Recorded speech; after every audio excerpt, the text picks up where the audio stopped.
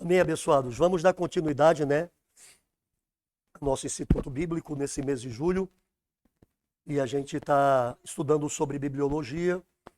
Vimos alguma coisa sobre esse tema semana passada. Hoje vamos dar mais alguns toques a respeito desse assunto, que a gente tem dito que é como um aperitivo para aquilo que vai ser servido como um prato principal no nosso Instituto Bíblico propriamente dito a partir de agosto. E a gente quer fazer a leitura de um texto bíblico nesse começo de aula, na segunda carta de Pedro, capítulo de número 1, versículos de 19 a 21. Segunda carta do apóstolo Pedro, capítulo 1, versículos de 19 a 21. E a palavra de Deus diz assim: E temos muito firme a palavra dos profetas, a qual bem fazeis em estar atentos, como a uma luz que ilumina em lugar escuro, até que o dia amanheça e a estrela da alva apareça em vossos corações. Sabendo primeiramente isto, que nenhuma profecia da Escritura é de particular interpretação, porque a profecia nunca foi produzida por vontade de homem algum, mas os homens santos e de Deus falaram inspirados pelo Espírito Santo. Amém? Na tarde de hoje, como a gente já falou, a gente vai ampliar um pouquinho mais alguns conceitos dentro do assunto de bibliologia, para a gente poder conhecer um pouco mais a respeito desse tema e para que a gente possa começar a se preparar melhor, mais adequadamente para o estudo das Escrituras, para o estudo da Palavra de Deus, que é o nosso grande objetivo com esse instituto, fazer com que os irmãos possam conhecer mais aprofundadamente a Palavra de Deus, dessa forma conhecendo mais ao Senhor e podendo consequentemente servi-lo de maneira mais apropriada. Então, na semana passada, falando sobre essa questão de bibliologia, a gente mostrou algumas coisas aqui. A gente mostrou, em primeiro lugar, a definição desse termo, dizendo que bibliologia é o estudo das Sagradas Escrituras, ou simplesmente o estudo da Bíblia. Depois a gente mostrou que para podermos entender apropriadamente as Escrituras, nós precisamos entender que ela tem um assunto central, um assunto essencial, e que esse assunto é justamente a pessoa bendita e a obra gloriosa do Senhor e Salvador Jesus Cristo. A gente mostrou que a palavra de Deus tem essa primeira atribuição de revelar-nos a pessoa de Cristo para que possamos conhecê-lo e possamos, consequentemente, servi-lo. Depois nós falamos um pouco sobre a estrutura da Bíblia, de que a Bíblia é dividida entre 2 testamentos, o primeiro e o segundo. O primeiro testamento, conhecido como Antigo Testamento, que vai de Gênesis até Malaquias. O segundo testamento, que é conhecido como Novo Testamento e que vai de Mateus até o livro de Apocalipse. A gente falou que estes livros, eles são ao todo 66, sendo 39 do Antigo, 27 do Novo, e que todos esses livros têm como assunto central justamente a pessoa de nosso Senhor Jesus Cristo. No Antigo Testamento ele é anunciado, no Novo Testamento ele é manifestado nos Evangelhos, ele é propagado no livro de Atos, ele é explicado nas cartas e ele finalmente tem a consumação de seu propósito na vinda do seu reino e na consumação de todas as coisas no livro de Apocalipse. E por último a gente viu que a Bíblia é a palavra de Deus no sentido de que nenhum outro livro, nenhum outro escrito, nenhuma outra fala, nenhuma outra canção, nenhum outro poema, enfim, nada que possa ser produzido pelo homem tem tal característica. A gente mostrou que a Bíblia tem particularidades que fazem dela um livro único, sendo certamente a própria palavra de Deus dada aos homens e, consequentemente, ela tem um peso de importância para nós como Igreja de Cristo acima de qualquer outro livro. Como a gente disse semana passada, todos os livros escritos por homens de Deus nesse decorrer de séculos, não apenas da era cristã, mas inclusive do tempo do Antigo Testamento, eles têm a sua importância, eles têm o seu peso de valor, mas eles são incomparavelmente inferiores a palavra escrita de Deus, a Bíblia Sagrada. De maneira que todos eles, não importa quem os escreveu e no tempo em que forem escritos e quanto de verdade haja neles, todos eles têm que ser comparados pela palavra de Deus, ou com a palavra de Deus.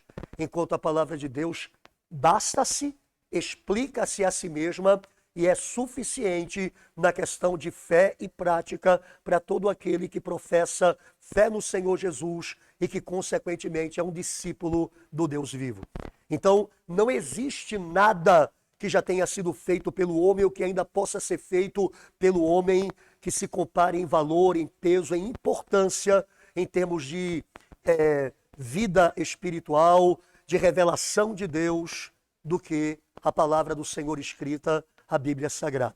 E a gente então se limitou na semana passada a apresentar alguns conceitos sobre estes 4 pontos, e a gente hoje vai avançar um pouquinho alguns outros pontos que a gente não viu na semana passada, sempre lembrando que a gente está passando essas coisas a nível embrionário, nós não estamos esgotando nenhum desses assuntos, não estamos nos aprofundando demasiadamente em nenhum deles, em decorrência de que eles são apenas para abrir o nosso apetite para os pratos principais que serão servidos durante o tempo do Instituto Bíblico. Então hoje a gente vai dar mais algumas pinceladas em algumas questões importantes dentro desse assunto de bibliologia, para a gente poder ter o nosso apetite espiritual sendo despertado e podermos nos interessar em aprender um pouco mais disso mais adiante.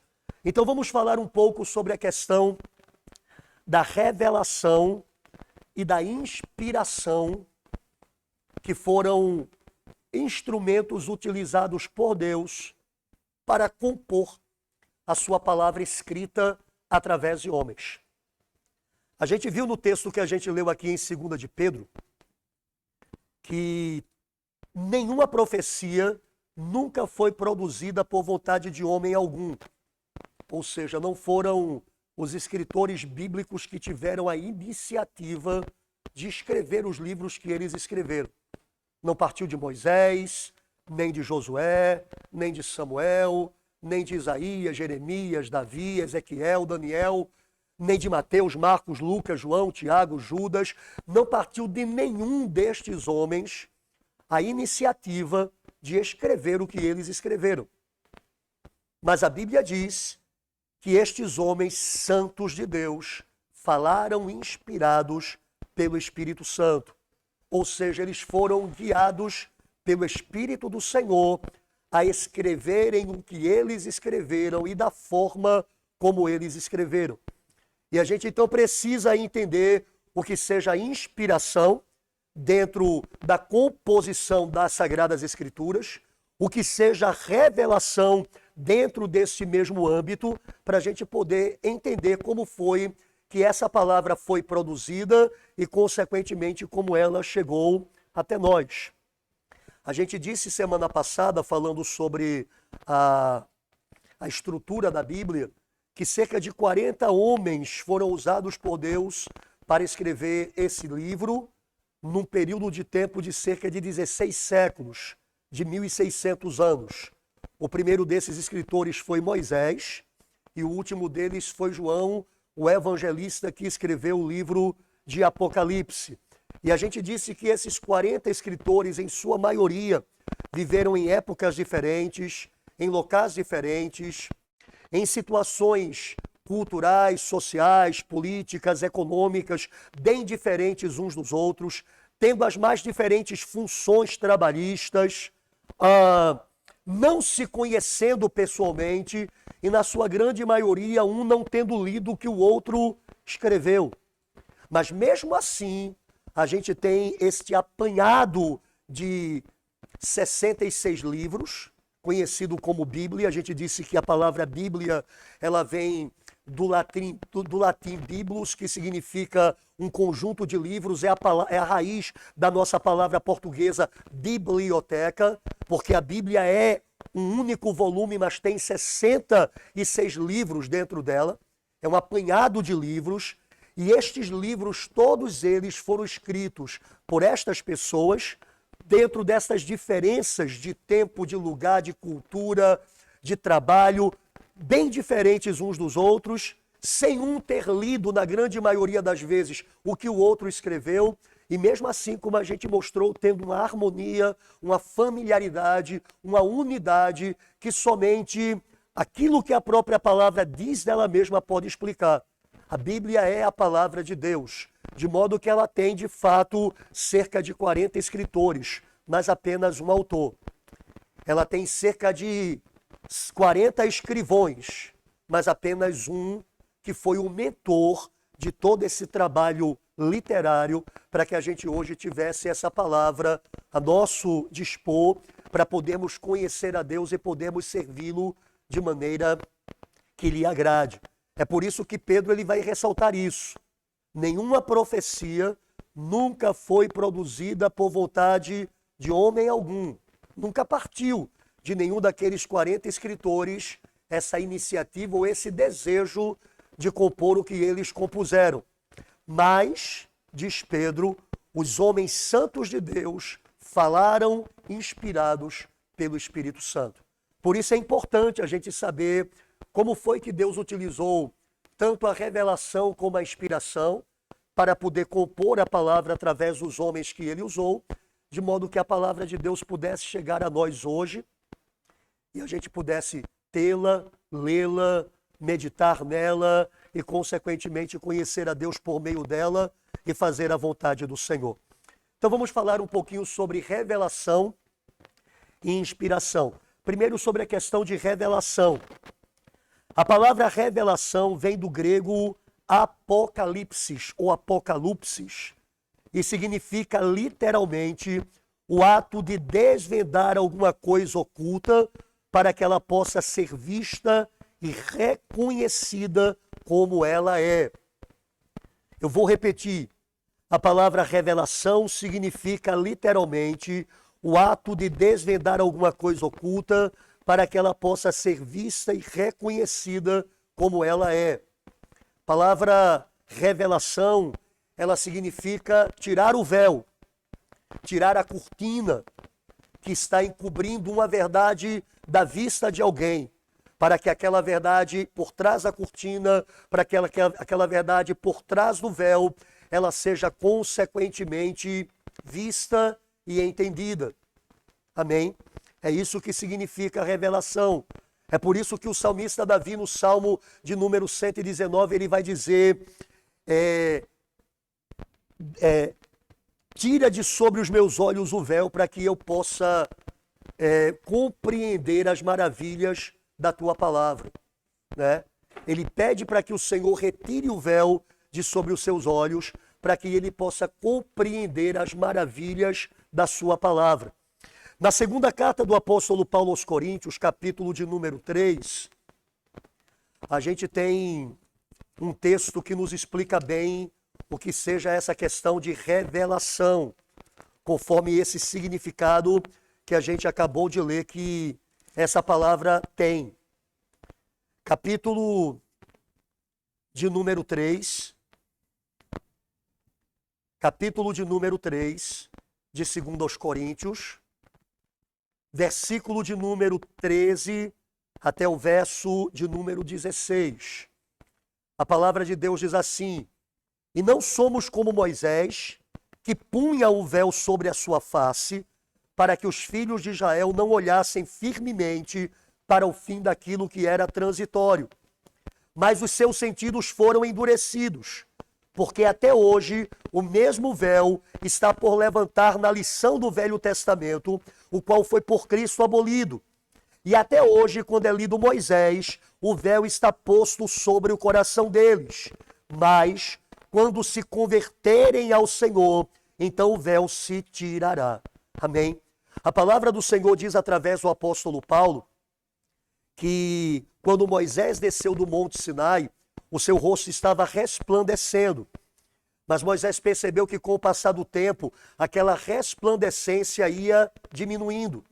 E Moisés então, para que o povo de Israel não visse o seu rosto resplandecendo e voltando ao normal, para de repente não julgar que aquilo estava acontecendo por algum erro de Moisés, algum pecado de Moisés, ele cobre o seu rosto com um véu, para que os judeus não vissem a desvanecência dessa luz que resplandecia no seu rosto.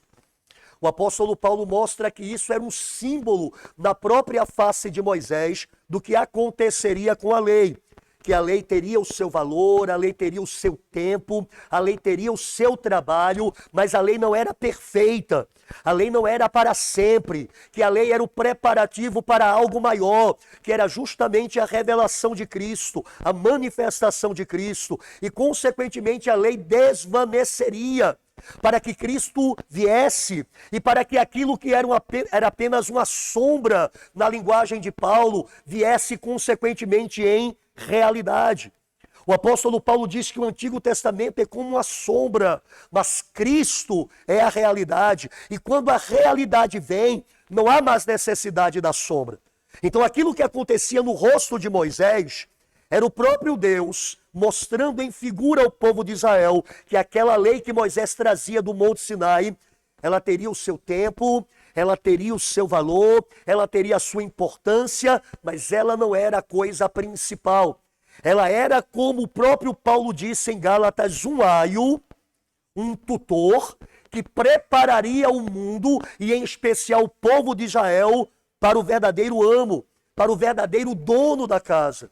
O escritor aos Hebreus vai dizer que Moisés era como um servo na casa do Senhor, mas Cristo é como filho. E Moisés então tem o seu trabalho, que deve ficar depois ofuscado pela obra de Cristo. E é por isso que quando o Senhor Jesus é transfigurado e aparece diante de Pedro, Tiago e João as figuras de Moisés e Elias, e eles tentam tratar a Cristo do mesmo modo como eles queriam tratar Moisés e Elias, dizendo: façamos 3 tendas para ti.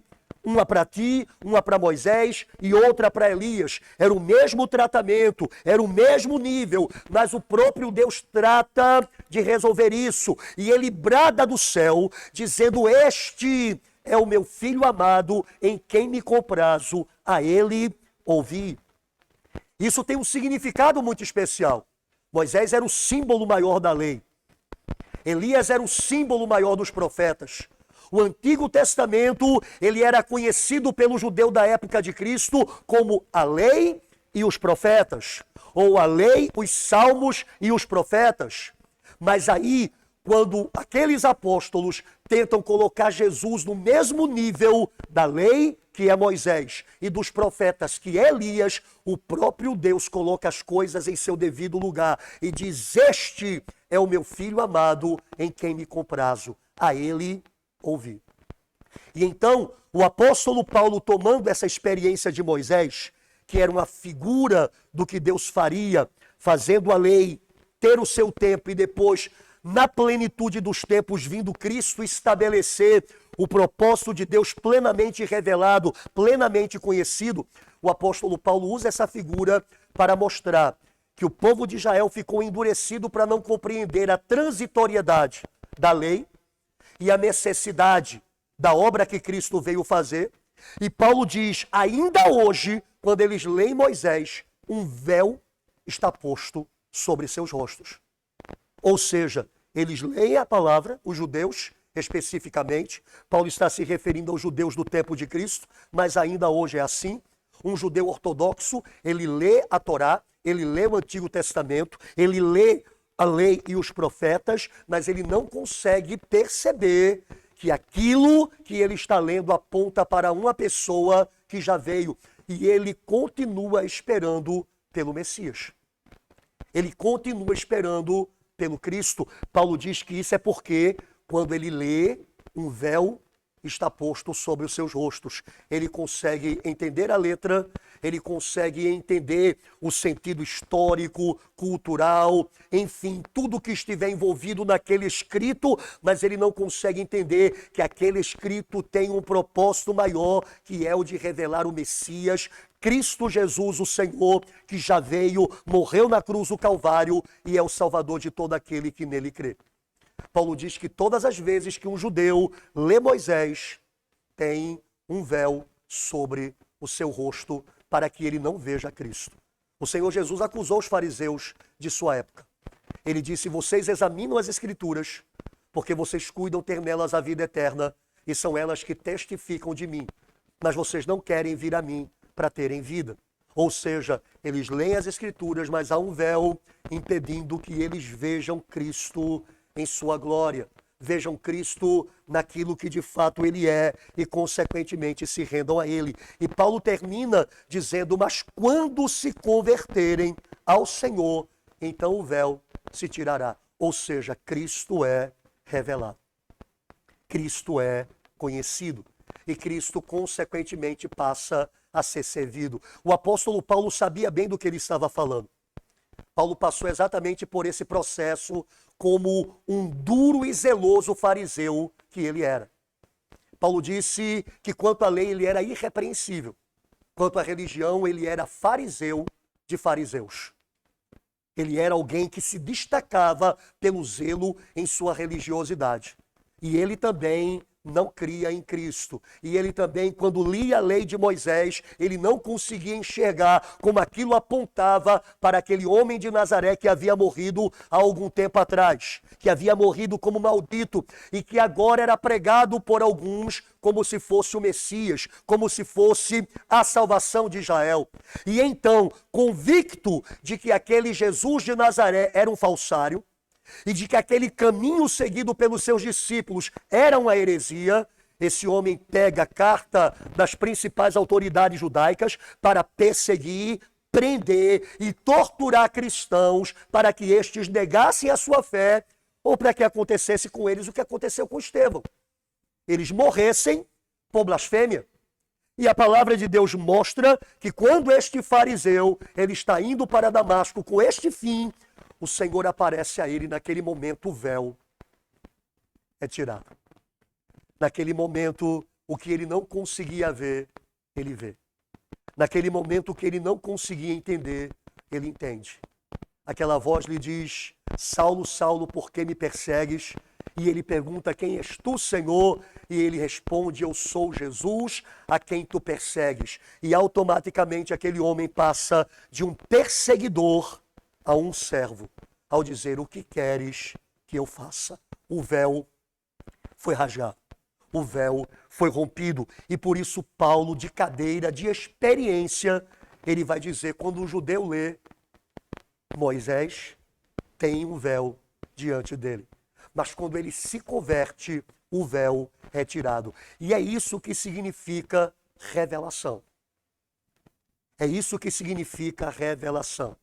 O Deus Todo-Poderoso revelou, ou descortinou, ou tirou o véu, para que homens santos pudessem saber o que ele queria que fosse dito, o que ele queria que fosse escrito, o que ele queria que fosse falado da parte dele. E a palavra de Deus então foi dada por revelação aos seus servos, para que eles escrevessem o que eles escreveram. Então, podemos falar acerca da revelação, tomando-a em dois sentidos. O sentido ativo e o sentido passivo. E aí, revelação no sentido ativo é a atividade de Deus enquanto se dá a conhecer aos homens.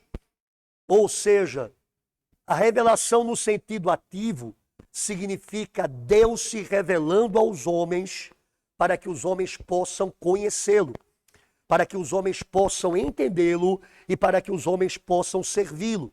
É o próprio trabalhar de Deus no coração do homem, para que o homem, antes cego para ele, surdo para ele, impossibilitado de poder conhecê-lo, possa então descobri-lo e possa então se comunicar com esse Deus e andar após esse Deus. Essa revelação de Deus no sentido ativo, ela ocorre principalmente na nossa conversão. Nós não poderíamos ir a Deus enquanto ele não se revelasse a nós. Ninguém se converte sem que primeiro Deus apareça para ele. Isso é um fator que tem que ser entendido para a gente perceber que a salvação do princípio ao fim é uma questão de Deus. A gente vai tratar mais sobre isso na questão de soteriologia, a doutrina da salvação, mas a gente tem que entender isso. Não existe absolutamente nada do homem na salvação. Do princípio ao fim, a salvação pertence ao Senhor. E por isso, Deus, ao salvar alguém, primeiro ele se revela a essa pessoa. Ele abre os olhos dessa pessoa para contemplá-lo. Ele abre os ouvidos desta pessoa para ouvi-lo. Ele dá fé a esta pessoa para crer nele. Ele dá arrependimento a esta pessoa para se arrepender. Deus se dá a conhecer, e quando Deus se dá a conhecer, alguém se converte, alguém se rende, alguém se prostra. É assim desde Abraão. Desde Abraão, o pai da fé. A gente vai ver que de Adão até Noé, a gente tem uma geração de homens e mulheres que vão crer em Deus, mas é uma fé que é passada de geração em geração. Aqueles homens já nascem e são educados no caminho do Senhor e servem ao Senhor desde a sua mais tenra infância, por aprenderem do Senhor e passarem a segui-lo. É a descendência piedosa de Adão que se dá por meio de Sete e seus descendentes. Mas de Noé até Abraão ocorre uma lacuna de tempo. Depois que Noé ele morre, uma geração de homens e mulheres que não conhecem a Deus se levanta. Deus passa a ser completamente desconhecido e esta rebelião e desconhecimento de Deus avançam até o tempo da Torre de Babel, onde os homens são completamente ignorantes a respeito do Deus verdadeiro. E então existe apenas uma mitologia sobre divindade, sobre Deus, e os homens seguem aos seus deuses criados por si mesmos, completamente ignorantes a respeito do Deus Todo-Poderoso.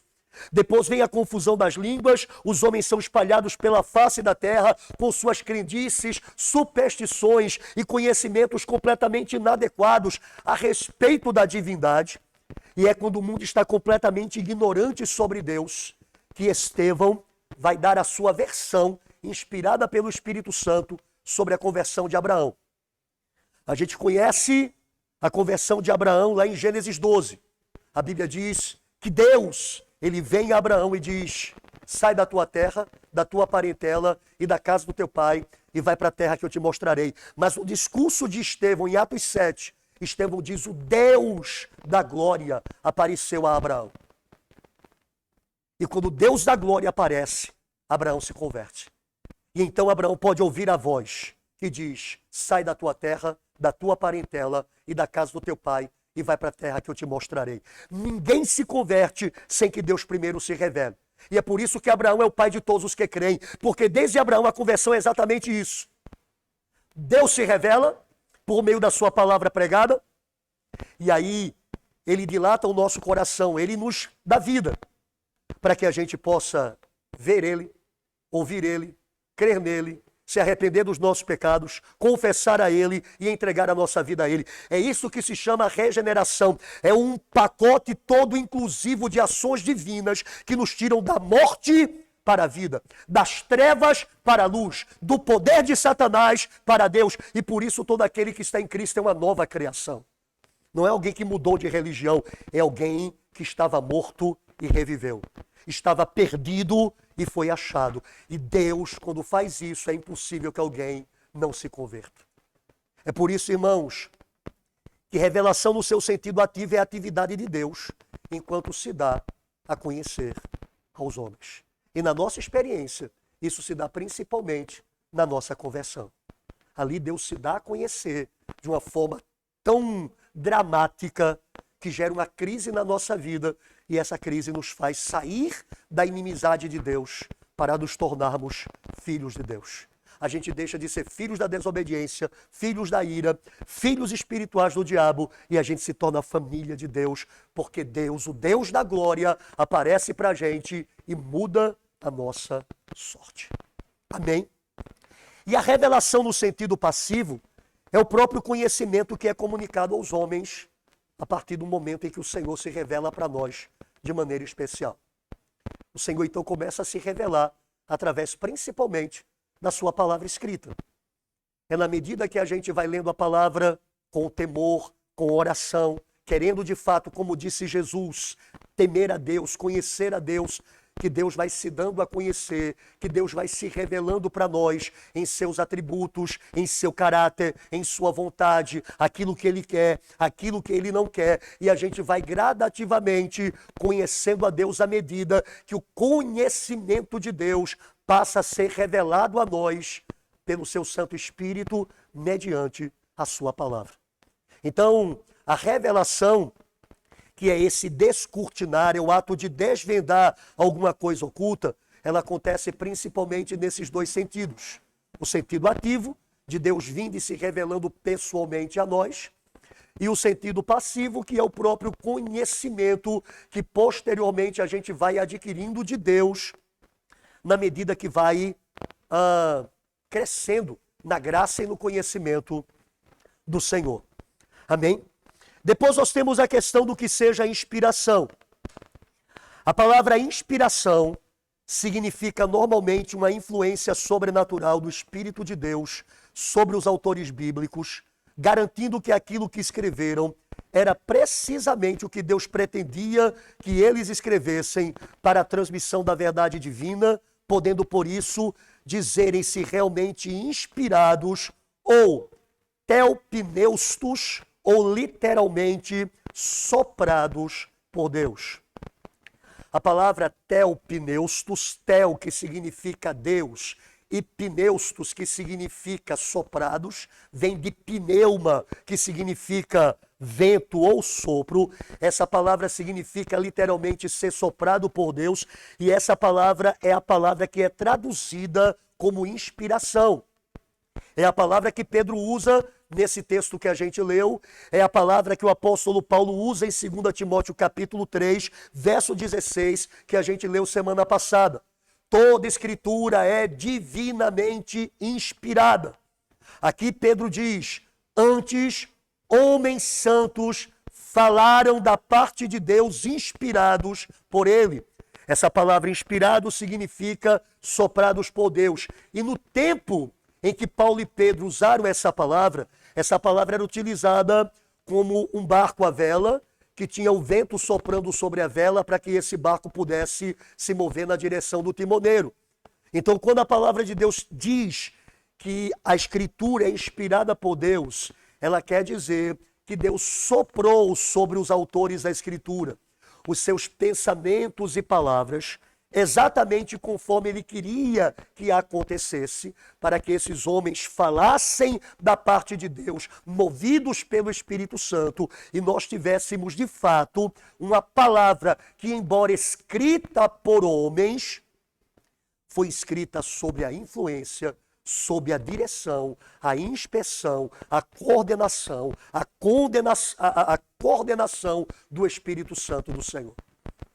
O Espírito Santo é o autor das Sagradas Escrituras e ele é o condutor de todo o processo dessa Escritura ser composta e, inclusive, ser preservada para nós em pleno século XXI. A gente disse semana passada e eu repito, vocês não sabem quantos inimigos a Bíblia sempre teve e quantas vezes essa palavra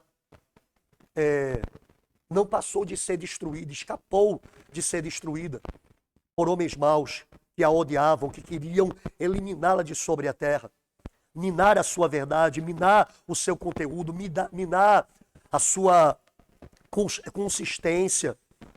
Mas ela foi preservada porque o Espírito Santo não apenas inspirou os autores, capacitou os autores e usou homens para transcrever essa palavra. A gente vai ver isso mais adiante no estudo de bibliologia em si, de como Deus ele usou no tempo dos judeus, do Antigo Testamento, os chamados escribas, que iam copiando as Escrituras Sagradas quando os rolos iam envelhecendo, se desgastando, e eles iam passando de um rolo para outro, para que aquela palavra pudesse chegar até nós, para que aquela palavra chegasse até a gente, porque não era como é hoje, não estava em papel como a gente hoje conhece, encadernadozinho como a gente hoje tem, não estava num aplicativo de celular, mas era escrito em papiros, que eram folhas de papel que eram utilizados para escrita.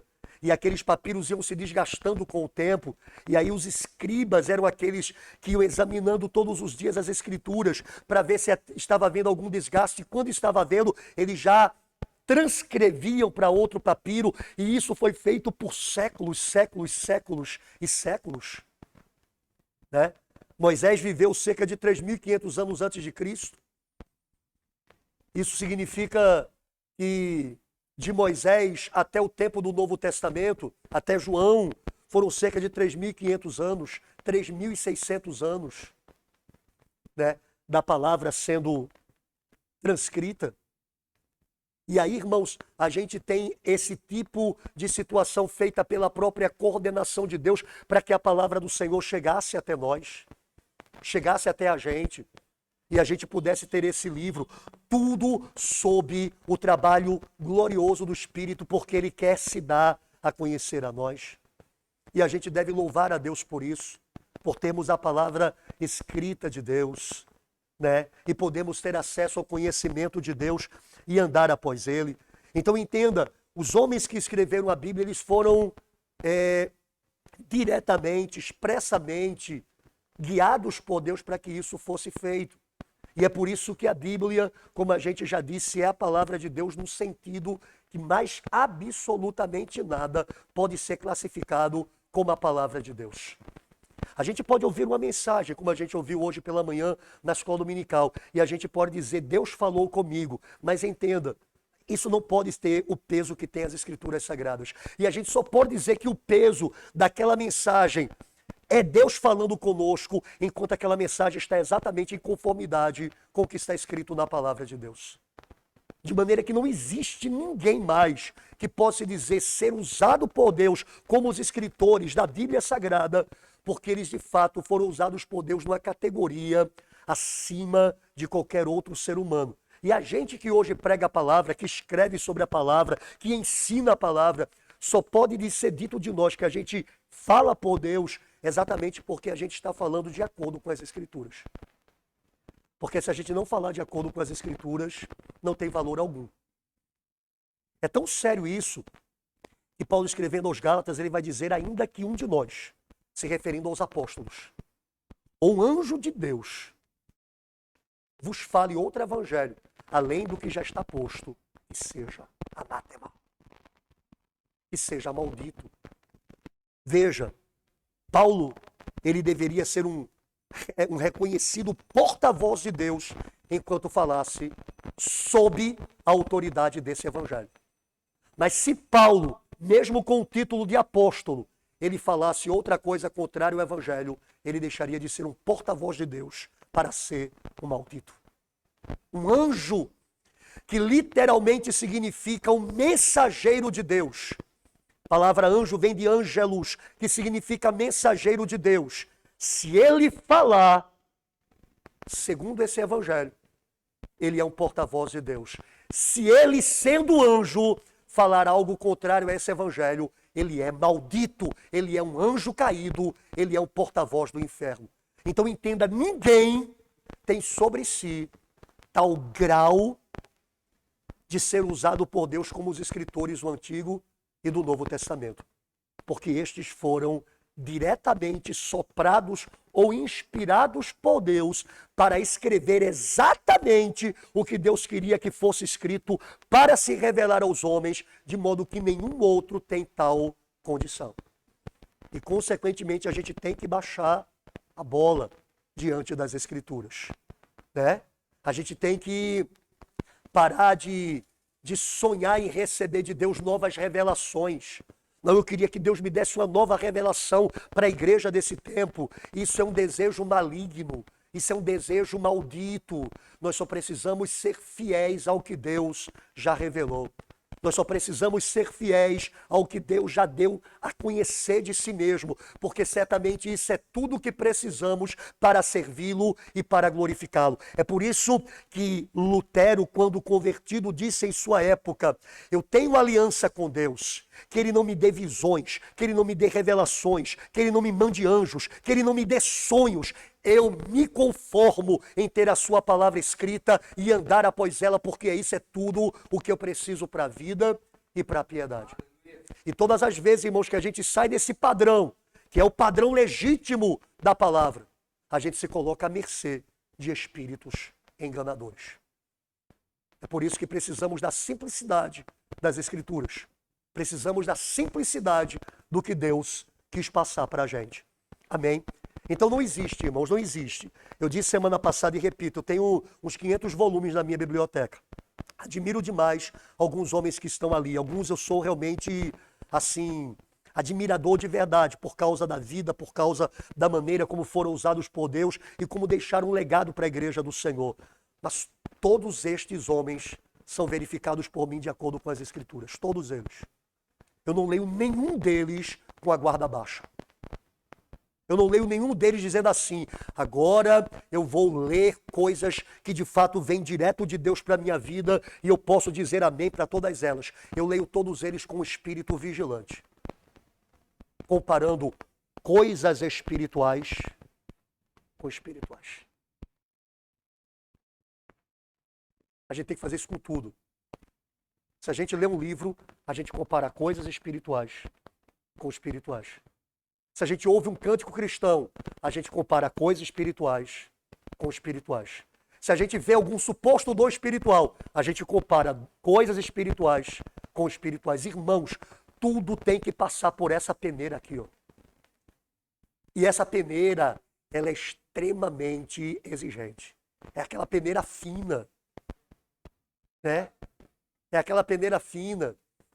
Se você já viu peneira de massa de mandioca, você sabe do que eu estou falando. A mulher que faz tapioca para vender, ela pega a massa de tapioca bruta e tem aquela peneira fininha que ela joga ali e automaticamente quando ela joga e dá uma balançada, os grãozinhos que já estão soltos, ele já cai no recipiente que ela quer.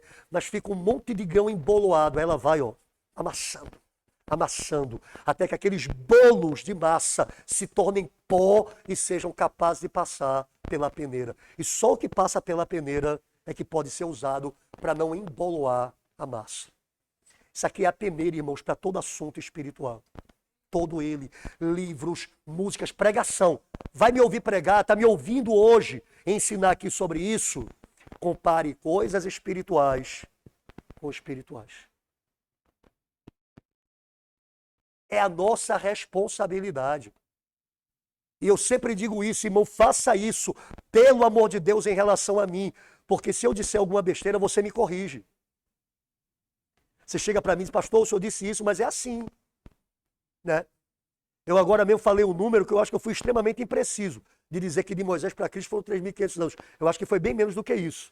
Mas eu não estou aqui recordado de memória quanto tempo foi e falei. Mas certamente se a gente for lá e procurar numa enciclopédia bíblica ou numa bíblia de cronológica, a gente vai ver que não foi esse o número que eu disse não. E aí você chega para mim depois e diz, pastor, o senhor disse que foi 3.500 anos. Mas não, foi tantos anos. Isso é bênção para a minha vida. Me corrigir quanto a alguma doutrina que de repente eu falo errado, é bênção para a minha vida. E é para isso que a igreja está. A palavra de Deus diz assim, ó, fale 1, 2, no máximo 3 profetas. E os outros o quê? Julguem. Eu não posso ser alguém que fala e ninguém me julga. E esse é o grande mal de alguns servos de Deus quererem ter uma autonomia e uma autoridade que não podem ser corrigidos, repreendidos. E eles estão impedindo as suas próprias almas de serem salvas em caso de se enganarem. E pode ter certeza, todo pregador se engana. Todo pregador, em algum momento, vai falar alguma coisa que não corresponde à plenitude da verdade. Os sinceros, porque simplesmente não entenderam direito. E alguns, infelizmente, por má índole mesmo, para querer enganar. E muitos desses, justamente por causa da má índole, eles colocam essa redoma de proteção sobre si, dizendo, não me questione, eu sou irrepreensível, eu sou ungido do Senhor. É uma autoridade papal, porque são os católicos que dizem do Papa que quando ele está escrevendo ou falando ex cátedra, ele é irrepreensível, ele é infalível. E o que ele diz é o próprio Cristo falando. Então muitos líderes evangélicos assumem esta redoma de autoproteção E quando estes assumem isso, pode ter certeza, na maioria das vezes, é para que eles não sejam questionados em seus erros teológicos e doutrinários. E eles continuem falando e falando para enganar as pessoas e seduzi-las ao erro. São, como Paulo disse, obreiros fraudulentos, ministros da injustiça. Porque, amados, quando a gente de fato ama a palavra de Deus e quer que Deus seja conhecido, a gente entende que quando existe na igreja aqueles que vão à Bíblia e questionam aquilo que está sendo falado, esses não são rebeldes, estes são nobres. É isso que o Espírito Santo, ele leva Lucas a escrever em Atos 17. Os de Bereia eram mais nobres do que os de Tessalônica, porque os de Bereia iam todos os dias à Escritura para ver se o que Paulo falava estava de acordo. Não é rebelde, é nobre. É uma nobreza que Deus anseia ver no seu povo. Uma nobreza de querer de fato reter a palavra da verdade e não ser enganado. Amém? Então, irmãos, não há livro como esse. Consequentemente, todas as coisas que são geradas no âmbito da igreja, elas têm que ser comparadas com isso aqui. Toda prática, toda doutrina, todo dom, todo ministério, toda pregação, todo ensino tem que ser comparado com as Escrituras. E o que não está com ela, a gente automaticamente diz, eu não recebo. Eu não aceito. Nós temos que saber que a palavra de Deus é um muro de proteção para a nossa alma. Né? Tem uma chargezinha, né, que corre pelas redes sociais de um cidadão pulando uma cerca, dizendo, eu não aceito mais ser restringido na minha liberdade. E quando ele tá, é um desenho, é logicamente uma figura, né? Ele está pulando aquela cerca, só que do outro lado há um precipício. E a pessoa está gritando para ele, dizendo, não é uma cerca para tirar sua liberdade, é uma cerca para lhe proteger. Só que ele já está no meio do caminho, ele vai se esborrachar lá embaixo. A palavra de Deus não é para restringir nossa liberdade, não. É para nos fazer verdadeiramente livres. Né? Esse texto que a gente leu de 2 Coríntios capítulo 3 é um dos textos mais incompreendidos pela igreja. Porque a gente leu até o verso de número 16, que diz, quando se converterem o véu é retirado. Aí imediatamente o verso 17 diz assim, ora o Senhor é o Espírito, e onde está o Espírito do Senhor aí é a liberdade. Esse é um dos textos mais incompreendidos pela igreja. Sabe por quê? Porque se tira esse texto do contexto, e sabe o que se diz? Quando a gente está na presença do Espírito Santo, a gente é livre para a gente fazer o que a gente quiser. E isso se usa principalmente no que diz respeito a culto e adoração. Aonde é o Espírito de Deus, aí é a liberdade. Liberdade para pular, liberdade para gritar, liberdade para rodopiar, liberdade para fazer o que você quiser. Não é isso não. Aonde é o Espírito do Senhor, a liberdade para quê?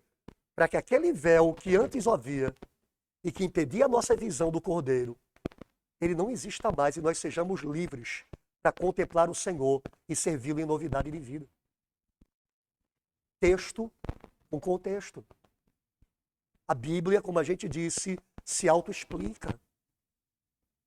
Eu vou, com tudo isso aqui, comparar com isso aqui. Agora a Bíblia eu comparo com o quê? Com a própria Bíblia. E hoje, irmãos, infelizmente, esse é um texto que tem gerado o maior número de confusão possível dentro da igreja, ou um dos textos para isso. Porque a compreensão dos crentes é onde está o Espírito de Deus, aí a liberdade. E aí quando eles sentem o Espírito Santo, aí é rodopio, é gritaria, é queda no chão. E aí quando você vai dizer, irmãos, mas o culto para Deus não deve ser com ordem e decência, aonde está o Espírito do Senhor, aí há liberdade. Quando o Espírito vem, a gente é livre para fazer o que a gente sente. E, irmãos, que diferença entre aquilo que a Bíblia quer dizer e que a gente força a Bíblia a dizer. Deixa eu dizer uma coisa para você que está caminhando com esse pré-curso e que vai depois fazer o Instituto Bíblico e quer aprender mais de Deus e quer servir melhor ao Senhor.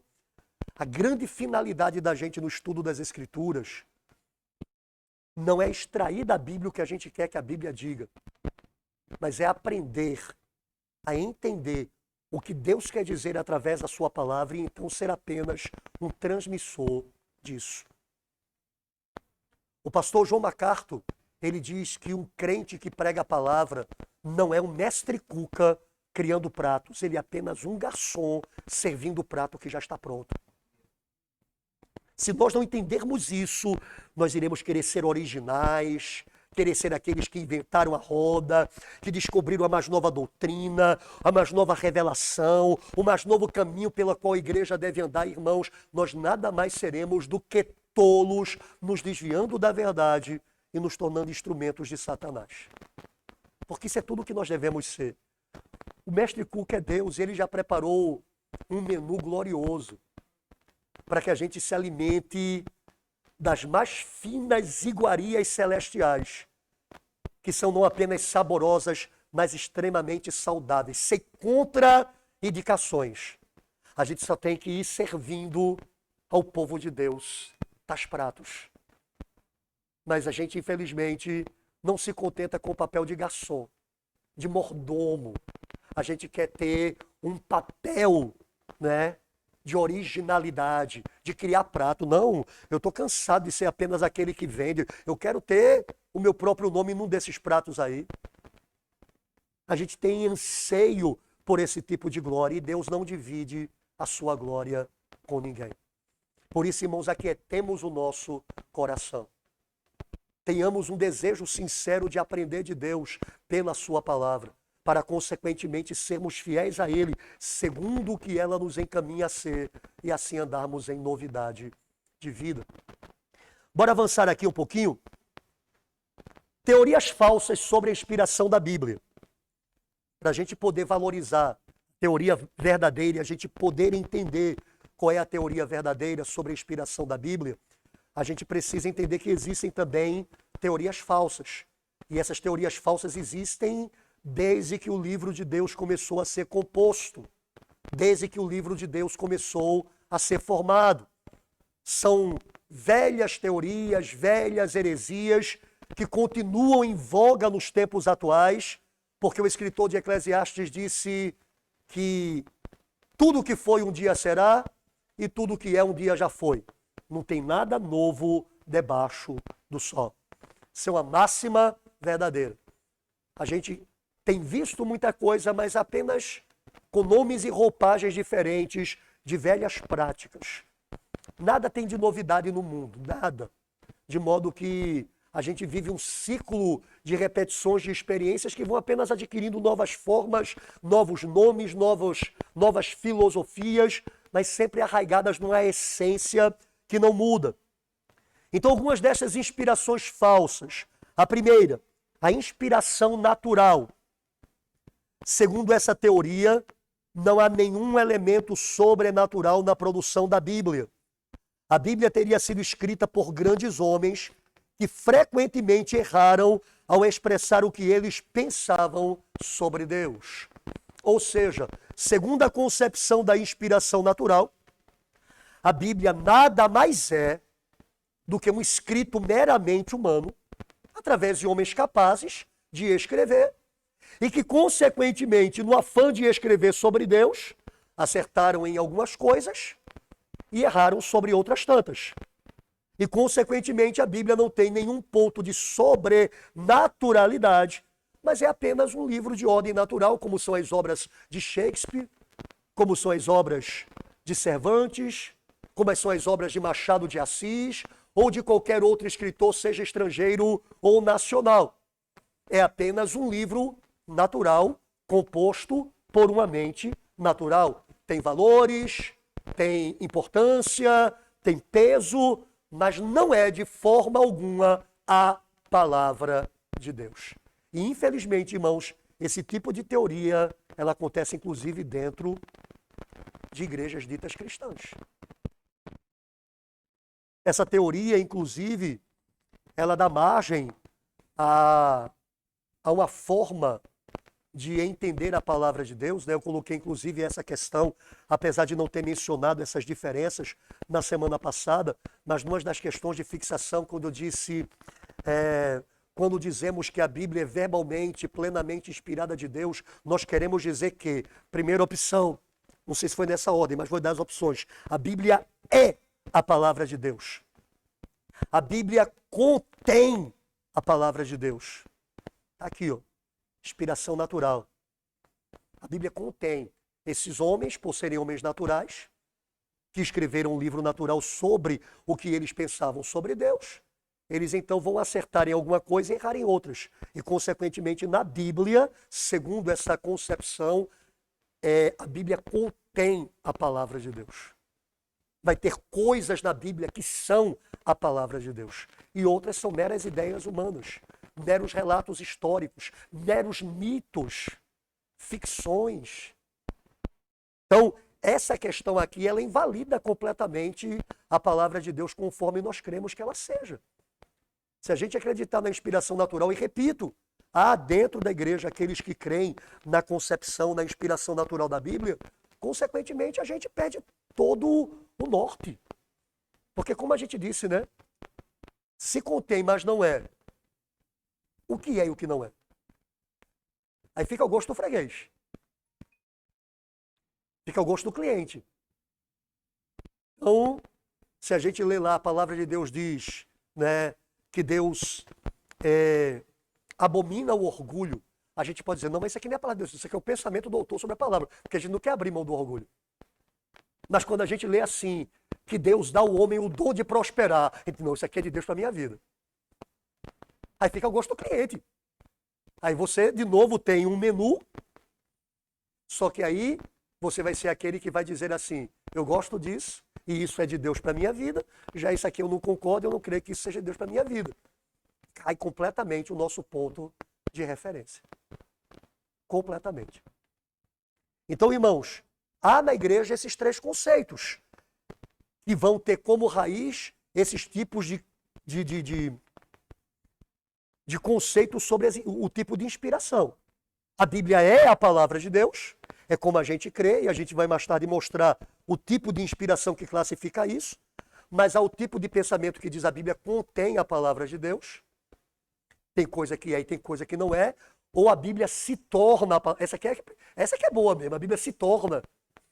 Sabe o que significa isso? É que quando eu leio a Bíblia, dentro da minha experiência direta com Deus, carismática com Deus, sobrenatural com Deus, Deus faz aquele texto saltar das Escrituras para mim e aquela palavra se torna uma palavra de Deus para a minha vida. Então depende da minha experiência com Deus, da minha intimidade com Deus e do que Deus deseja falar especificamente para mim. E dentro desse contexto, uma palavra de Deus para a minha vida pode não ser uma palavra de Deus para a sua vida. Depende de como Deus queira se revelar a você.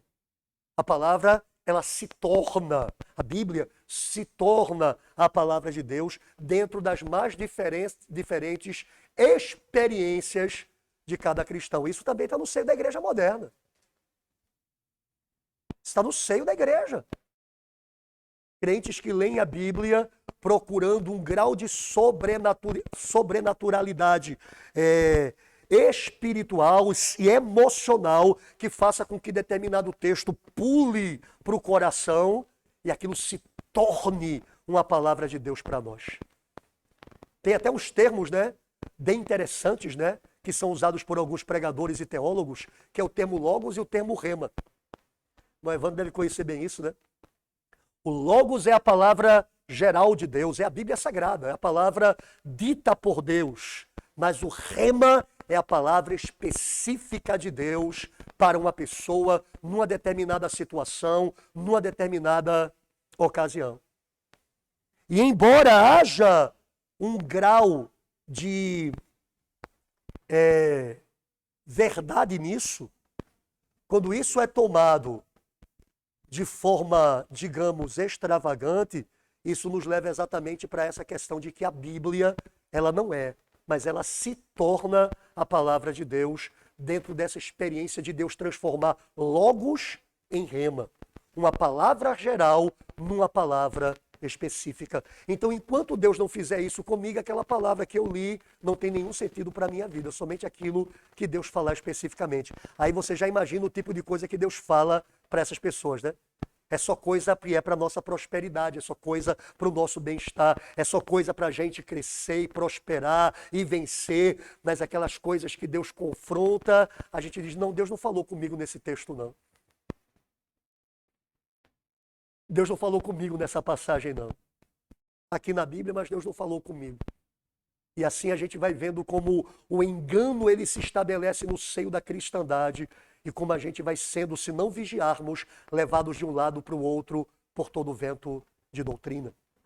Então, irmãos, depois da inspiração natural, nós temos a inspiração parcial, que ensina que partes da Bíblia são inspiradas, outras não. É essa teoria que afirma que a Bíblia contém a palavra de Deus. A inspiração natural tem a ver com essa questão, mas a inspiração parcial é a que verdadeiramente define esse ponto.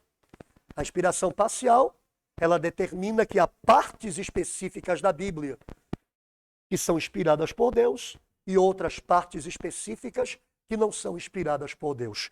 Irmãos, isso é muito sério.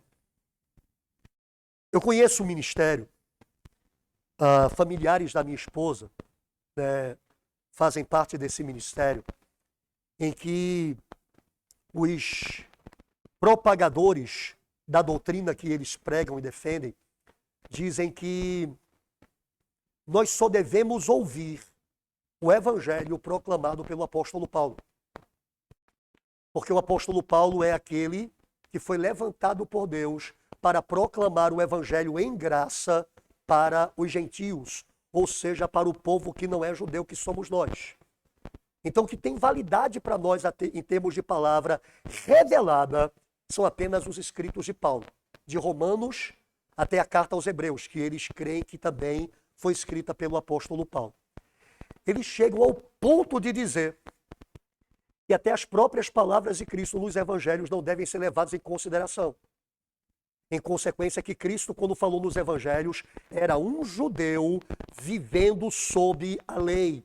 E, consequentemente, o que Cristo falou era apenas para os judeus vivendo sob a lei. Mas a palavra de Deus para a igreja é o evangelho proclamado pelo apóstolo Paulo.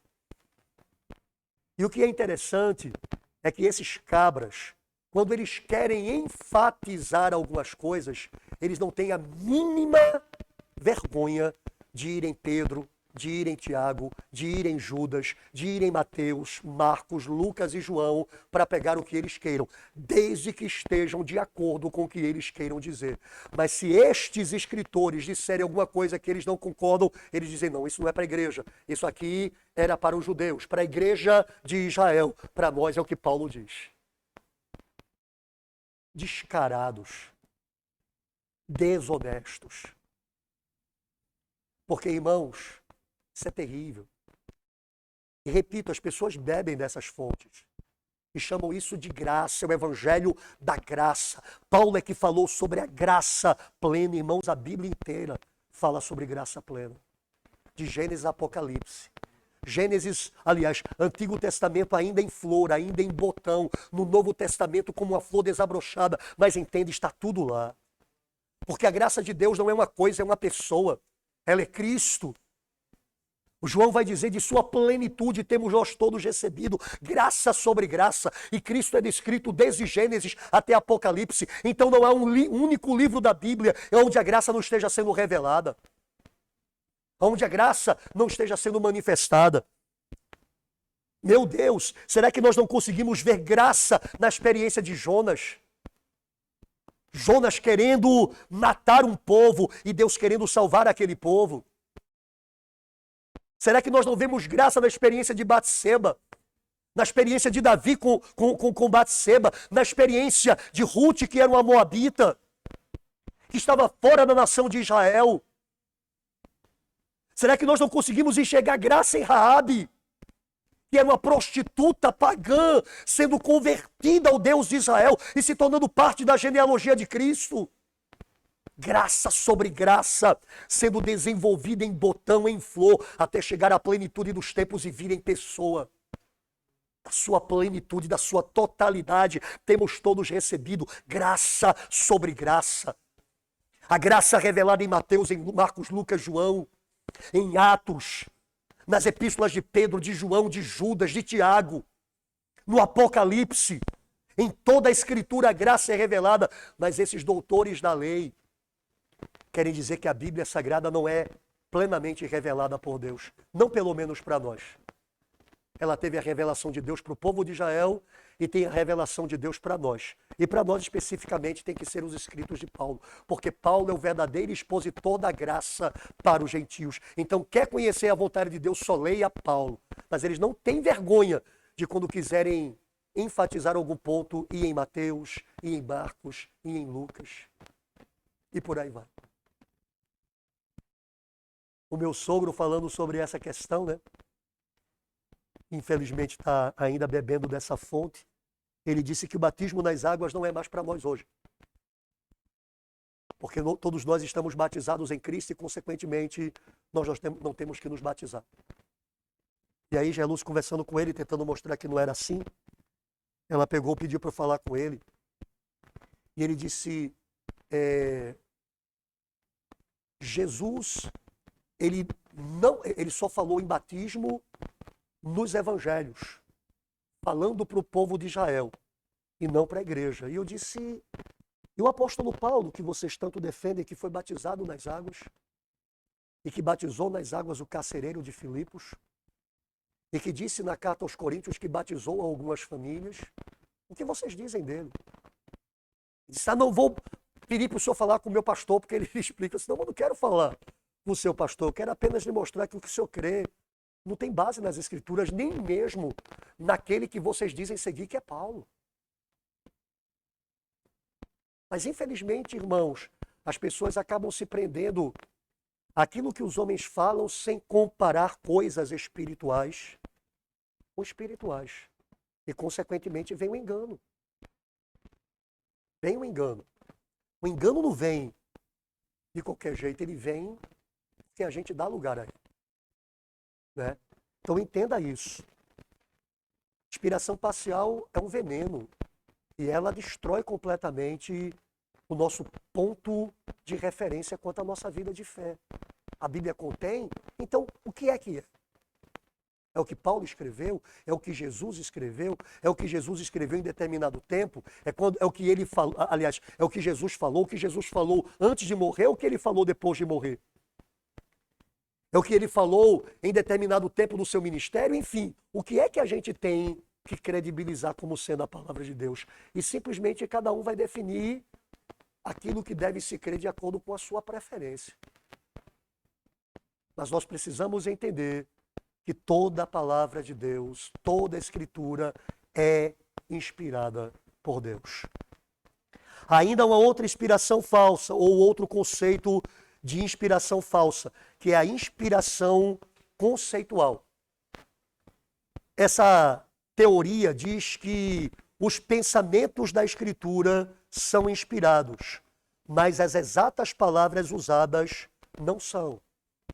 Ou seja, segundo esse conceito, Deus deu aos escritores da Bíblia os pensamentos sobre o que eles deveriam escrever. Mas as palavras eles mesmos escolhiam segundo o seu bel prazer para definir aquilo dali. E não é isso. A gente tem que entender que toda a palavra de Deus é inspirada, e isso significa que não apenas os conceitos que estão escritos, mas inclusive as próprias palavras que estão escritas, elas são plenamente inspiradas por Deus. Né?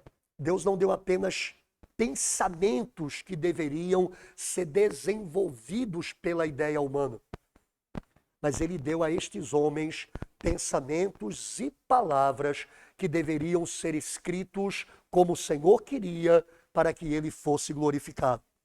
E por último, a inspiração ditada.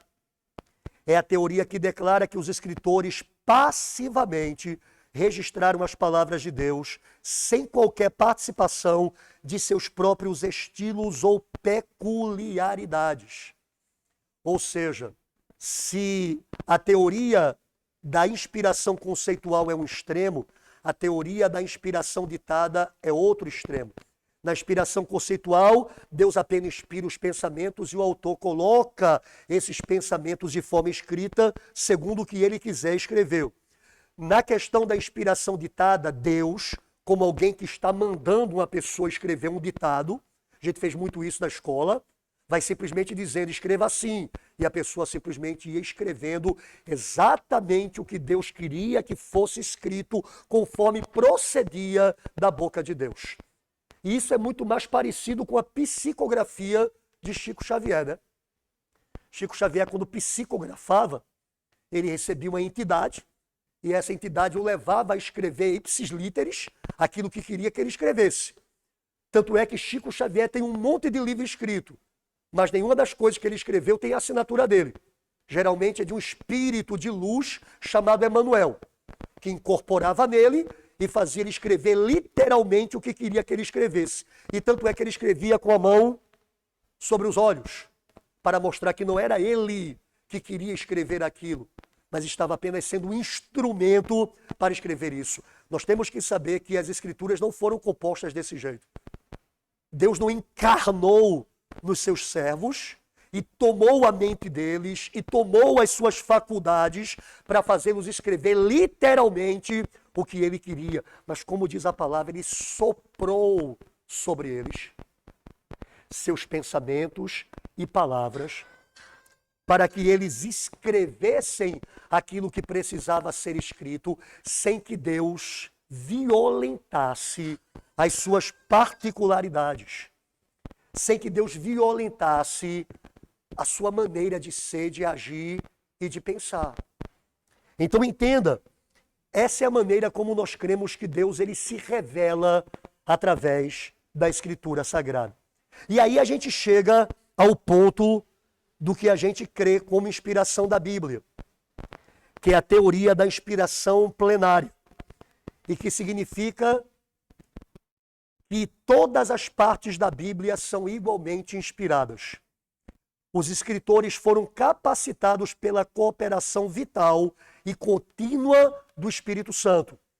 Os homens escreveram a Bíblia com palavras de seu vocabulário, porém, sob a influência do Espírito, e o que escreveram foi realmente a palavra de Deus. Depois de ter sido escrito o último livro do Novo Testamento, a inspiração plenária cessou. E ninguém mais pode se dizer inspirado no mesmo sentido dos escritores bíblicos. Foi uma inspiração especial para que fosse produzido o livro dos livros, o livro de Deus. Sob essa questão da inspiração plenária, irmãos, nós cremos e afirmamos que Deus concedeu aos escritores os pensamentos e palavras que ele queria que fossem escritos, porém, conservando a particularidade do estilo de escrita dessas pessoas e, inclusive, as suas limitações quanto ao conhecimento da época. Então, Deus usa estas pessoas em suas particularidades de conhecimento para que essas pessoas escrevam o que Deus quer que seja escrita, só que sob o limite das próprias influências que essas pessoas têm dentro de sua época. E é por isso que a gente vai encontrar a Bíblia dizendo que o sol parou, porque esse era o conceito que se tinha na época de Josué. As pessoas não sabiam naquela época que a terra girava em redor do sol, e não o contrário. E então, quando a palavra fala daquele evento em que o tempo ficou parado até que Israel vencesse Amaleque, a visão que Josué teve foi a que do sol parou, que a lua se deteve, quando na verdade quem teve uma paralisação no seu eixo foi a própria terra. Mas entenda, Deus não podia chegar para Moisés e revelar tal tipo de coisa, porque Moisés então teria que ter uma aula de astronomia para poder compreender isso, e depois que escrevesse, Moisés teria que explicar a quem lesse na sua época sobre esses conceitos. E a finalidade de Deus não era dar uma lição de astronomia. Como a finalidade de Deus da sua palavra não é dar uma lição de ciências, ou de história, ou de geografia. A finalidade de Deus é de se revelar. E então, Deus usa os escritores para falar o que Ele quer que seja falado, permitindo que esses escritores, inclusive, tratem dessas coisas com a limitação do conhecimento que tinha na sua época. Quando Moisés vai falar sobre alimentos que podiam ser consumidos e os que não podiam ser consumidos, e ele vai falar sobre as aves que podiam ser consumidas, ele vai dizer que morcego não podia ser consumido. Porque na cultura do tempo de Moisés, o morcego era uma ave porque voava.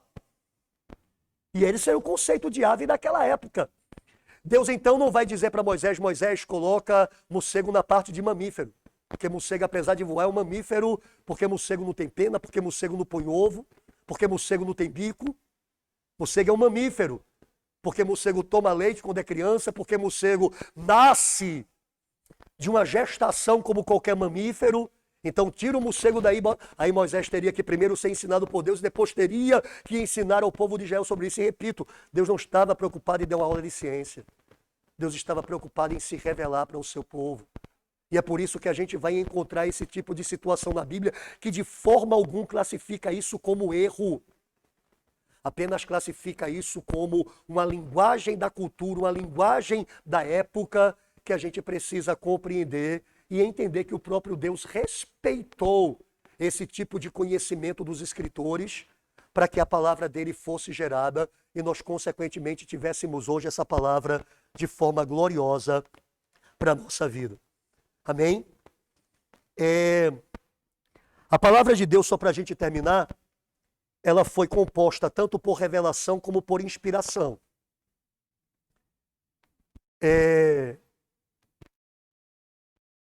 Revelação é quando Deus dá a conhecer ao escritor coisas desconhecidas e que por si só o homem não poderia conhecer. Então, a gente tem aí, por exemplo, o livro de Gênesis. Quem escreveu Gênesis, conforme se crê tradicionalmente pela igreja, foi Moisés. Moisés não escreveu o Gênesis por ter vivido lá. Mas Moisés escreveu o Gênesis por receber, pela chamada tradição oral, as coisas que aconteceram no princípio até chegar o tempo dele, e também por revelação do próprio Deus do que teria acontecido para que ele pudesse transcrever. Os demais livros da Bíblia, eles foram escritos, ou melhor, todos os livros da Bíblia têm tanto a parte de revelação como de inspiração. A gente aqui usou o Gênesis como questão da revelação principalmente, porque Moisés escreveu sobretudo sobre coisas que ele não vivenciou e que ele precisava tanto da tradição oral como de coisas que Deus revelaria para ele, de como criou o mundo, de como criou o homem, de como criou a mulher, de como aconteceu o pecado e por aí vai. Deus se revelou a Moisés para que ele pudesse compor o primeiro livro. E inspiração é quando o Espírito Santo age como um sopro sobre os escritores, capacitando-os a receber e transmitir a mensagem divina sem mistura ou erro. O escritor, nesse caso, pode valer-se de outras evidências ou de qualquer outro material de pesquisa. E aí a gente tem como um exemplo desse tipo de conduta, que é a questão da inspiração, o Evangelho de Lucas e o livro de Atos dos Apóstolos. Lucas escreve a um discípulo grego chamado Teófilo e ele diz que fez uma acurada investigação sobre os fatos ocorridos a respeito de Cristo, né? Ele investigou, ele pesquisou, ele fez uma pesquisa de campo, conversando com quem andou com Jesus, com quem ouviu Jesus, com quem foi curado por Jesus, com quem viu Jesus operar milagres, e ele fez um acervo de pesquisa, e então o Espírito Santo vem sobre ele e o inspira para escrever aquilo que é útil à composição tanto do seu evangelho como o livro de Atos dos Apóstolos. Então revelação é Deus dando a conhecer principalmente coisas que o homem não pode saber de forma natural, e há esse elemento dentro das Escrituras Sagradas, né? Esse elemento está principalmente nos livros proféticos também, as profecias do Antigo Testamento, nas profecias do Novo Testamento, no Apocalipse, que é literalmente uma revelação, já o título do livro diz isso. E há a inspiração, que é quando o Espírito Santo sopra sobre os escritores, para que esses sejam guiados por Deus para escrever o que Deus quer, só que eles podem se valer de outros meios humanos para adquirir aquelas informações e apenas Deus vai encaminhar eles para escreverem da maneira como o Senhor quer, de modo que o que nós temos hoje é de fato e de verdade a plena palavra de Deus. Amém, queridos? O irmão Evandro, tem uma pergunta? Pode.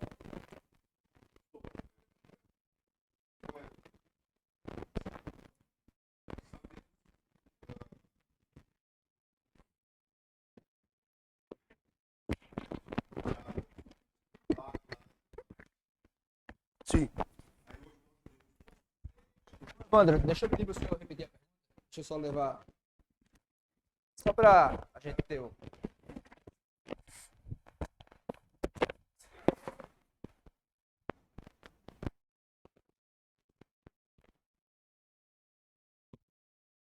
Pastor, diante da exposição, eu faço a seguinte pergunta, duas perguntas. Uma é que tem feito muita confusão e nunca ficou muito claro para mim, apesar de eu ter ouvido alguns, mas ainda continuo confuso. Porque a forma como Deus se revelou, como Deus se inspirou, foi no passado para um povo que não escreveu em português, né? Sabemos que foi escrito em uma parte em aramaico e depois em grego. E até chegar no português, o que tem de confusão não é brincadeira. E aí nós temos, inclusive, uma série de versões bíblicas. Aí, no português, eu pergunto, qual é não tem que ser a mais, qual é a melhor a Bíblia em português para que eu possa estudar, para que eu possa ter como minha referência de estudo, tá certo? Essa é a primeira pergunta, tá certo? Certo. Faço a segunda? Faça. Pastor, e é impressionante a segunda pergunta. Como eu gosto de ler, né, que também tem a ver com a Bíblia, eu não sei nada de grego e eu não sei nada de aramaico. Eu não sei nada. Certo. E é impressionante que eu já peguei o mesmo tema escrito por escritores humanos atuais, contemporâneos, sobre o mesmo tema, e eles usam como referência a palavra no grego, mas a interpretação assim, da palavra, da transformação do grego para o inglês, ou para o português, ou para qualquer outra língua, é totalmente são contraditórios, são diferentes. Uhum. Cria uma tremenda de uma confusão. E afinal, por onde devemos ir? Eu vou repetir uma coisa que eu disse aqui durante a fala, tanto da semana passada como dessa.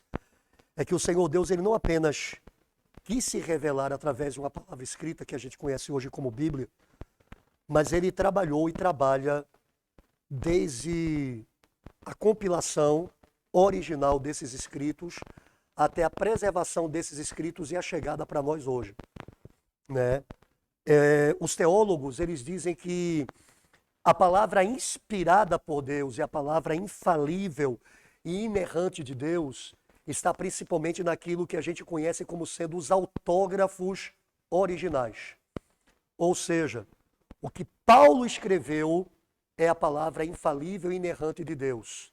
O que João escreveu, o que Isaías escreveu, o que Ezequiel escreveu, o que Moisés escreveu, o que saiu do punho deles, como homens santos inspirados por Deus, é a palavra de Deus. E aí vem essa questão que você levantou. Essa palavra não está mais hoje para nós em seus autógrafos originais e elas já são uma versão dessa palavra, por consequência que elas foram traduzidas, né? A gente tem um problema quando traduz de um idioma para o outro. E a gente tem um problema maior quando traduz de um idioma para o outro desde o tempo que foi até agora. Existe um espaço tremendo de tempo, uma lacuna de cultura, de história, de hábitos, de comportamentos que são completamente diferentes do homem de hoje. Então, quando se vai traduzir hoje uma versão de uma escritura que foi escrita 2000 anos atrás, nós temos problemas de interpretação. E aí sim, os teólogos dizem que nesta tradução das escrituras, né, nós podemos encontrar uma discrepância aqui, uma discrepância ali, por não se conseguir chegar exatamente àquilo que os autores originais queriam transmitir dentro de todo esse contexto conhecido.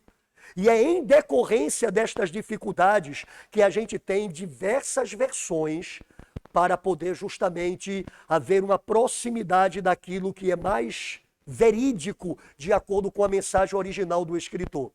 E aí, consequentemente, nós temos as diversas versões que chegam para esse ponto. Então, você culminou essa observação com a questão: qual é a melhor Bíblia para a gente poder ler? Eu diria o seguinte, que nós precisamos entender que todas elas podem ter esse tipo de problema, porque todas elas são uma versão, né, de acordo com o tradutor daquilo que estava escrito originalmente. Então, Paulo escreveu uma coisa, mas a nossa Bíblia em português é a tradução de João Ferreira de Almeida.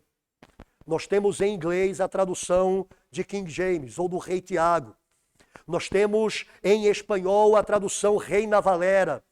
Enfim, a Bíblia foi escrita por Moisés, Davi, Samuel, Jeremias, Isaías, mas hoje a Bíblia está na nossa mão como a tradução de João Ferreira de Almeida, ou como a tradução do Rei Tiago, ou de King James, do Rei James, ou como a tradução de Reina Valera. Enfim, ela já não está na nossa mão como originalmente ela foi produzida. Ela é uma tradução. E dentro das diversas traduções, nós temos as chamadas versões. A Bíblia que eu estou usando aqui, ela é a versão Almeida Revista e Corrigida Fiel. Talvez a mais utilizada em língua portuguesa, a Almeida Revista e Atualizada. Os que gostam de uma versão mais simples, aliás, a nova versão internacional, ou a nova tradução na linguagem de hoje. Os que gostam de uma versão mais simplória ainda, a Bíblia Viva, que é uma Bíblia parafraseada. O que eu responderia para os irmãos? Tenham o maior número de versões possíveis que vocês puderem ter. No meu tempo isso era difícil de ter porque tinha que ser tudo em Bíblia física. Hoje a gente tem um aplicativo no celular chamado Bíblia de Estudo, aliás, Bíblia JFA Offline, que você tem ali mais de 10 versões de Bíblia num único aplicativo. Você tem essas que eu citei e tem outras tantas que eu não citei, em outros idiomas até, se você dominar esses idiomas, para você poder justamente fazer o comparativo entre esses textos. E você vai ver que, de fato, são diferenças muito insignificantes, mas que muitas vezes uma pequena diferença traz uma clareza maior sobre aquele texto que antes estava obscuro. Então, respondendo à sua pergunta, esse ano eu já usei muitas Bíblias, eu já usei a Bíblia, assim quando eu digo usei muitas Bíblias em termos devocionais, para minha leitura e meditação pessoal. Eu já passei um tempo lendo a Bíblia revisada da imprensa bíblica brasileira, que ela não é mais composta. Eu passei um tempo usando a Almeida Revista e Atualizada. Eu passei um tempo usando a Bíblia século XXI, né? E eu estou atualmente utilizando essa Bíblia que é Almeida Corrigida e Fiel. Mas eu tenho todas essas outras versões, né, tanto fisicamente como no meu celular, para justamente poder fazer comparações entre textos dentro de algumas situações. E aí eu lhes indicaria fazer a mesma coisa. Adote uma dessas Bíblias, porque, repito, o Deus Todo-Poderoso não seria incoerente de produzir uma palavra para se revelar a nós e não preservar essa palavra para que nós pudéssemos conhecer hoje. Então é uma falácia o que a gente escuta de que a Bíblia que temos em mãos não é confiável, porque é uma tradução que já passou por uma série de versões. Deus, ele continua preservando a sua palavra de modo que nós possamos conhecê-lo. Mas é lógico que se nós temos essas diferenças de versões e queremos conhecer melhor a palavra de Deus, devemos procurar ter essas versões para um melhor entendimento. Sobre a questão dos originais, uma dificuldade sobre essa questão de discrepância de tradução de um termo, de uma palavra, de um conceito, é que muitas vezes quer se fazer uma tradução desses termos não de acordo com o que esse termo significava à época, mas de como esse termo, por exemplo, significa hoje. E aí você pode pegar um termo grego ou hebraico que hoje tem um significado, mas que à época que foi escrito era aplicado de uma maneira diferente. E aí quando você vai ler alguém que comenta sobre isso, pode ter um escritor que comente conforme o texto era utilizado à época, e outro que vai comentar conforme o texto é, por exemplo, traduzido hoje. E, logicamente, vai haver discrepância nessa tradução, nessa interpretação, e o que é de fato aquilo que nós devemos entender que é o significado real, é o significado que era utilizado à época. Porque quando Moisés escreveu, ele usou termos que eram pertinentes à sua época e não termos que dizem respeito a nós do século XXI. Nós é que temos que fazer o esforço de procurar entender o que ele queria dizer, e isso é o que significa hermenêutica e exegese, para poder compreender qual era a mensagem original que estava sendo passada e então trazer a sua aplicação para os dias de hoje. E não o contrário de tentar harmonizar a palavra de Deus com a nossa cultura simplesmente. Mais alguma coisa? Para encerrar, pastor, muito boa a sua colocação, né? Carece de avaliação, conforme os bereanos. E para encerrar, o mais, vou chamar de terrível, é a gente ver homens, nos dias de hoje, né? No púlpito, inclusive personagens bastante conhecidos, né? Até brasileiros dentro do Brasil e até fora do Brasil, tá certo? Conhecido e respeitadíssimos como teólogos, tá certo? E é impressionante, né? Que eles, inclusive, contradizendo e combatendo o outro dentro de um mesmo tema, usando as referências nos originais, e eu aqui de bobo na plateia, né? Um dizendo uma coisa, inclusive condenando o outro. Aí tem hora que eu fecho, vou embora, falar, eles fiquem com a teologia dele, eu vou embora e vou procurar deixar que Deus fale comigo através do Espírito Santo. Mas é terrível. É complicado, a gente vai encontrar muito isso e a gente tem que entender que às vezes isso se faz de fato necessário. Porque assim como a gente mostrou que existe uma discrepância de interpretação, texto simples, que a gente leu 2 Coríntios 3,17, né? De você pegar uma expressão como aonde está o Espírito de Deus, aí a liberdade, e fazer desse texto uma teologia completamente fora daquilo que Paulo queria dizer. Assim acontece também com palavras, né, específicas, de pessoas que pegam a palavra e de forma, digamos, até desonesta, querem interpretar essa palavra dizendo que ela diz o que ela não diz, e aí vem outro para tentar corrigir isso e mostrar o que realmente isso tem que acontecer. Isso está muito incluído dentro da questão de apologética, que é a questão de defesa da fé, mas são coisas que a gente, no decorrer do curso, né, a gente vai poder pincelar com mais propriedade. Aqui realmente não dá para a gente falar sobre tantas coisas necessárias, porque, como a gente disse, a gente quis trazer para a igreja um aperitivo daquilo que a gente vai ter mais adiante e a gente, consequentemente, poder se aprofundar nessas coisas no Instituto Bíblico em si. Amém? Vamos orar encerrando, né, concluindo essa aula. E a gente então vai terminar no nome do Senhor. Querido Deus e Pai, nos ajude para que possamos entender as coisas que foram ditas e, consequentemente, colocá-las em prática para que o Teu nome seja glorificado. Abençoe-nos nesta tarde com a Tua palavra dada ao nosso coração, para que meditemos nela, para que, meu Senhor, tenhamos luz da Tua parte a respeito dela e para que possamos crescer na Tua graça e no Teu conhecimento. Continua abençoando esse curso, amanhã lá em Recife, nesse restante que ainda haverá no decorrer desse mês e depois no Instituto Bíblico especificamente. Eu te peço e te agradeço em nome de Jesus. Amém. Deus nos abençoe.